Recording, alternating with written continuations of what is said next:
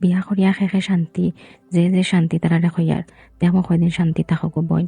আমার কাছে বিয়া বাদে আমার এক জামাই ছাড়া আমার কিচ্ছু ভালো লাগে না। আসসালামু আলাইকুম এভরিওয়ান। আজকে আমি টমেটো আলুর ঝোল রান্ধিমু। আমরা সিলেটি সবাই এই রেসিপি খাই বা রান্ধি। আমি আজকে টমেটো আর আলু লোকে তোরা মাছও দিছি। বিশ্বাস করতে না, তো মজা লাগছে খাইতে। খাইক এখন তোরা দুঃখর মাত মাতি, এটা হয়তো আমার দুঃখর কথা। বিয়ার দুঃখ মনে হইলে জানে হয় সেখানে বিয়া করলাম। বিয়া করা মানে রান্না বাড়া খাওয়ানি আর কিচ্ছু নাই গো বই নকর। তুমি কিছু করো আর না করো, রান্না বাড়া তোমার মাস্ট করাও লাগবো। ইলান নাই আমি রান্ধিতে বেলা পাই না, বা ফ্যামিলি মেম্বার্সর লাগে খালি রান্ধি। কোথায় আছে নানি বেশি মিঠা ফেটো কাটে না। আমার ফ্যামিলি লাগে আমার অত বেশি মায়া। আমার রান্ধিতে ভালো লাগে না, তেমন রান্ধিতে জানে হয়। আমার সবর লাগে একটা আলাদা মায়া আছে।